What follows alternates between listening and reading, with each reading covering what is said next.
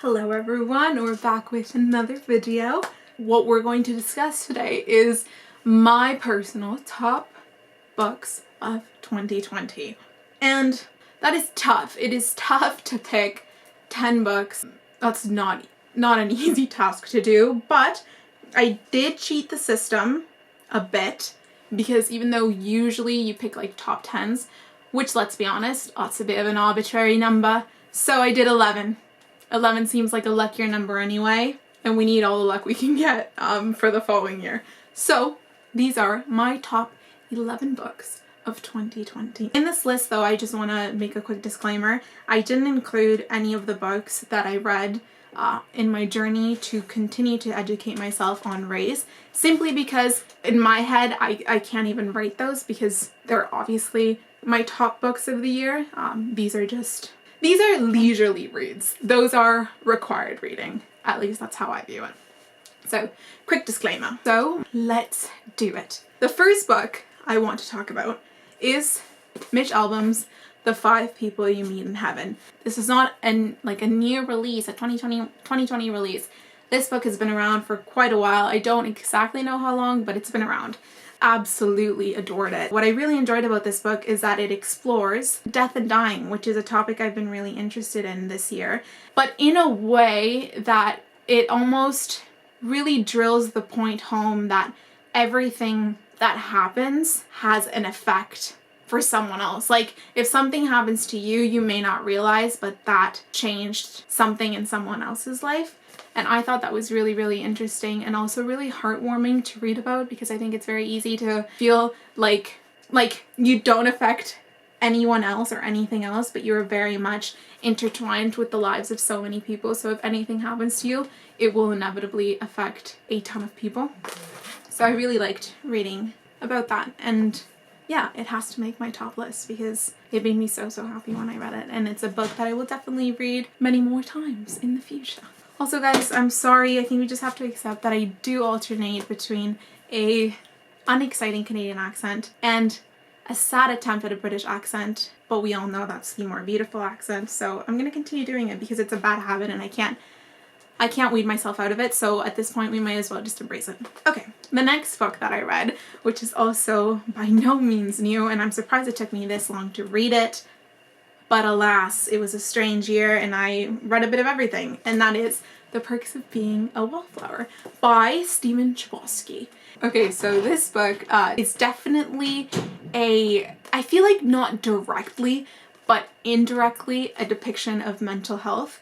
It reads like an epistolary novel because, why do I always blank on his name? Charlie. The way that he copes with all the things going on in his life is he writes to his friend, and it's this person on the internet. So he writes these email entries to him describing what is going on in his life. And it is so beautiful. It is such, I feel like this is a coming of age story that doesn't belittle your coming of age. I think a lot of books just completely miss the mark on what it is like to grow up and how strong you feel things. Like, it's so common for when someone is growing up and they fall in love, that it's like, oh, that's your first love, it doesn't matter. But it's like, no, because their first love is the only love they've ever known, therefore they're gonna feel it so strongly and it's gonna impact them forever whether they think so or not. Do you know what I mean? So I think he does a really great job at illustrating that. It also there's a lot of triggers in this book because there is sexual abuse. So fair warning on that one. But I just think it's a really, really powerful read, and it's also very succinct, which we love. I really think it's just absolutely beautiful. So The Perks of Being a Wallflower definitely makes my top 11. Alright, the next one. You will not be surprised because I talk about this all the damn time.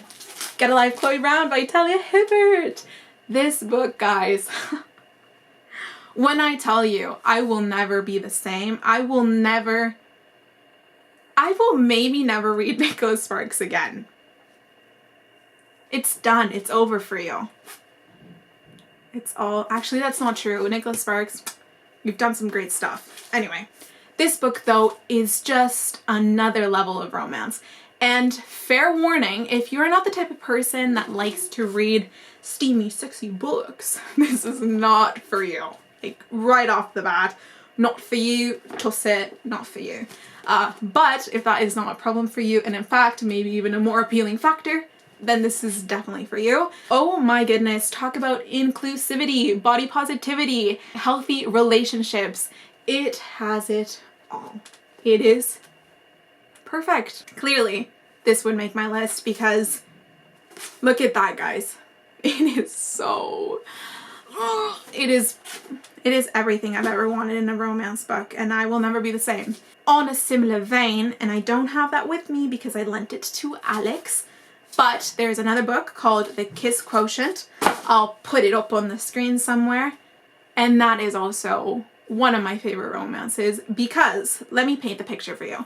Think a modern, advanced, precious version of Pretty Woman. That's not to say Pretty Woman isn't precious, because I think it's precious. Julia Roberts in general is precious, but I digress. So think of that. That is what The Kiss Quotient is. It is this... Also, I don't think I've even explained what these books are about. I'm so sorry. Hopefully... Just my excitement makes you want to pick them up. But The Kiss Quotient is about a woman that doesn't have a lot of experience in the dating realm, specifically when it comes to intimacy and relationships. She's just had very poor experiences, so she resorts to hiring an escort in order to get some training, if you will. And training does she get. So again, if you don't like steam in your books, this is not for you either, so sorry. But nevertheless, it is delicious. It is so beautiful.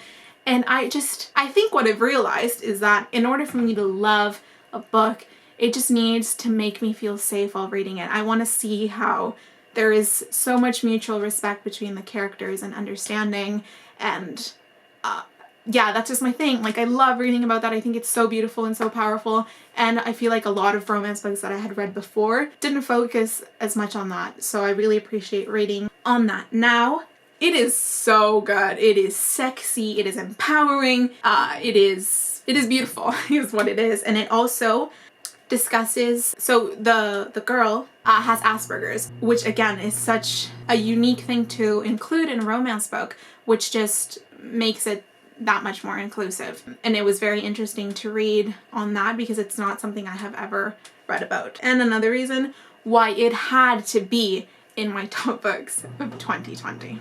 Alright, the next book that I want to put on this list is Lie With Me by Philippe Besson. I'm trying to say it in a French accent because he is French.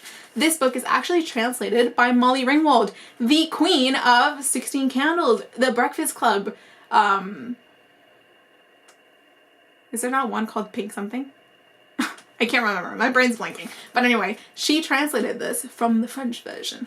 And let me just say, it is written rather simply. It's not one of those books with really lyrical, fluffy writing. That's not necessarily the point of this book. I think what's the most important thing of this book is the story. So this is a story about a gay couple, even though that's really me diluting the premise of this book. It's these two young boys that fall in love, but they have not come out of the closet. So it's definitely a hidden relationship, and one of them, the Philippe who writes the book, is more comfortable coming out, but the other one is very much not okay with it and just chooses to fully live it in secret. And then they, you know, disconnect. And then years later, from a certain event, they are forced to cross paths again in one way or another. I think this book is so beautiful because it is so real. Like, it's one of those books that just, it almost feels like someone that has lived through heartbreak, but specifically a love that they feel like they need to hide. It just feels like that person is just telling you a story, which makes it so much more painful because it's very real, and so many people can relate to the story.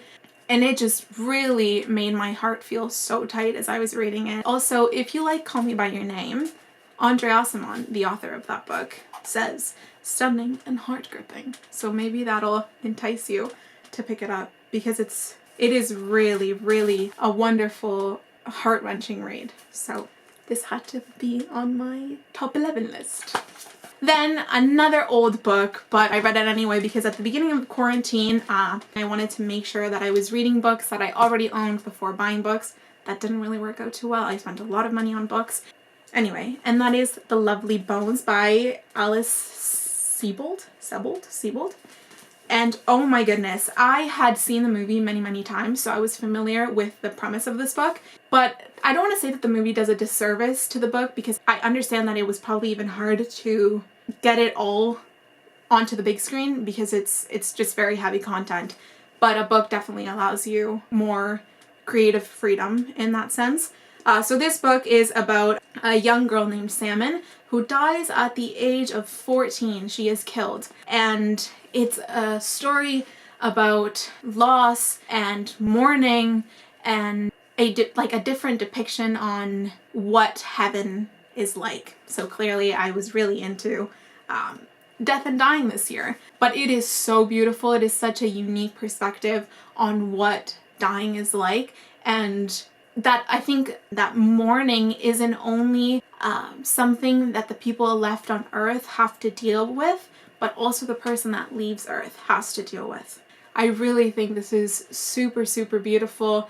Again, there are so very many triggers in this book. It's a hard read, but I think it's very much worth it. Again, as you can see, tabs are good things. That means I really was just connecting with the text deeply, and I thought it was really very beautiful. So, top 11. Okay, next up on this same genre of death and dying, which I spoke about in another video, is Smoke Gets in Your Eyes by Caitlin Doughty. I know I sound like a broken record at this point. It is her memoir. It's a story about her life working in a crematory and then her life after that. Brilliant, so interesting, crafted with a lot of humor. I know for some people, when you're reading on such heavy topics, you don't want humor involved, but I think sometimes it's a bit refreshing because it can get a bit heavy, and by a bit I mean a lot heavy. There are definitely some descriptions that you're like, oh, I don't know if I necessarily wanted to know that, but it is interesting to learn about. At least I think it's interesting to learn about. And I just really, really enjoyed it for those reasons. And yeah, I still think about this quite often, and I can definitely see myself returning to this book throughout the years. So yeah, I thought I'd include that one. Okay, Eat, Pray, Love. Another book that was released quite a while ago, and I was very hesitant to read because this movie is one of my favorite movies. It's one of those movies that I know that I can watch and I feel comforted, I feel at ease, I feel empowered, I feel all of the positive emotions. So I was scared to read it, even though I really shouldn't have been because it's a memoir, so this is like her true authentic story. And this was going to allow me to just dig deeper into the story. So I'm so very glad that I finally put my hesitation to the side and read it because I absolutely loved it. I loved it. It is divided into 3 parts, like within the book. So the first part is about essentially food and self-love. The second part is about meditation and spirituality. And then the third part is about, I guess, finding love again after you've healed from a lot of loss and a lot of pain. Yeah, listen, this is just one of those books that I feel like it caters to exactly who I am. So I understand that for those reasons I may be a bit biased as to why I love it so much, but I really think it's so, so beautiful. And I just think she's so inspiring, and I definitely see myself in this book. Yeah, I love this book so very much. And I read this book while listening to her audio because you just get essentially a perfect sense of how it is that they wanted you to interpret the book because you hear their intonation and their emotion and their feeling while reading it. So it was a beautiful experience of reading it and listening to it at the same time. So yeah, Eat, Pray, Love. Alright guys, I will speak about this book till the day I die, The Song of Achilles by Madeleine Miller. I will keep this short and sweet. It depicts a story of Patroclus and Achilles. It's a Greek mythology book. It is a retelling of their story, and it is the only acceptable story from here on out that I will ever accept, that I will ever believe, that I will ever refer to. It is perfection. It is lyrical. It is magical. It is everything I've ever wanted in a fiction book. I love this book with my whole heart. Ugh. I am urgently looking for some sort of memorabilia, is that the word? That has to do with this book, because I want it in my room somewhere. I want like a little, I just want something in my room that has to do with this book because I really truly love it so very much. So, The Song of Achilles.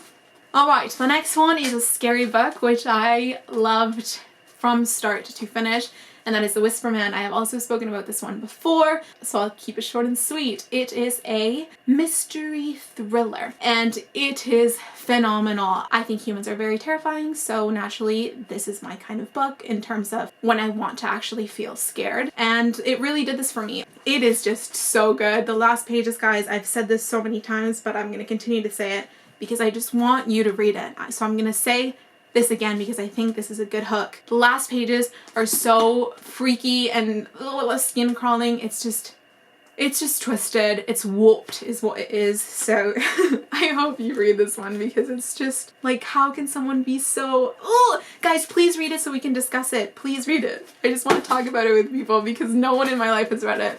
My dad has purchased it on audio, so I'm hoping he'll get to it soon so that I can finally discuss it with someone because, dear God. Okay, last but not least, guys, we're almost done. This is the last one, and I do believe, even though clearly I'm very passionate about the books I've just mentioned, I do think this one is my favorite book of the entire year because, similarly to Eat, Pray, Love, I truly think this is my book. Like, if there is a book that they were like, oh, what book describes you? What book represents you?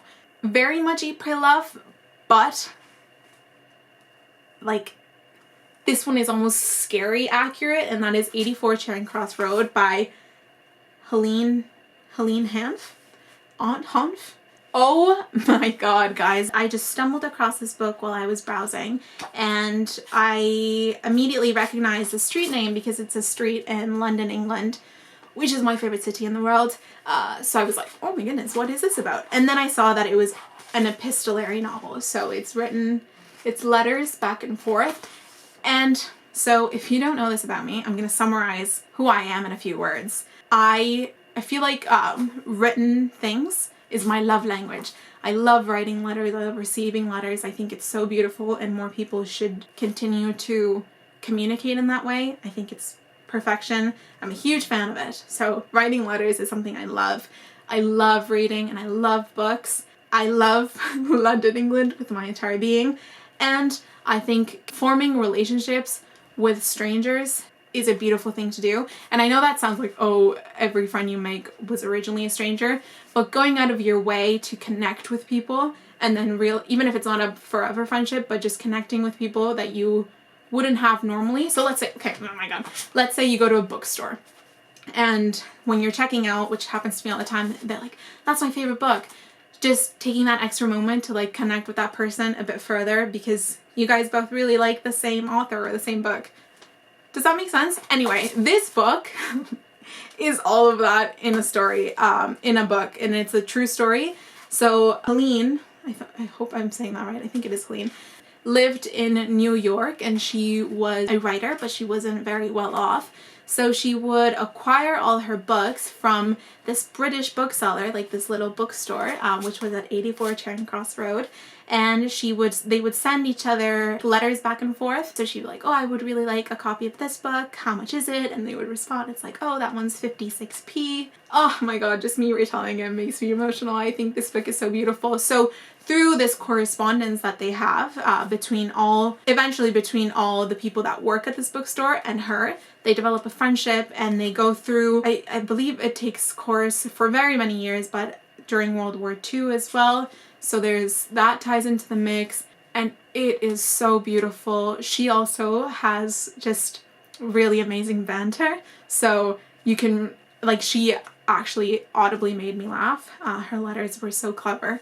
And yeah, I could really truly talk about this book forever, even though it's a tiny little baby, but I loved it so much. So this is my #1 book of the year, but truly this reading year has been so amazing.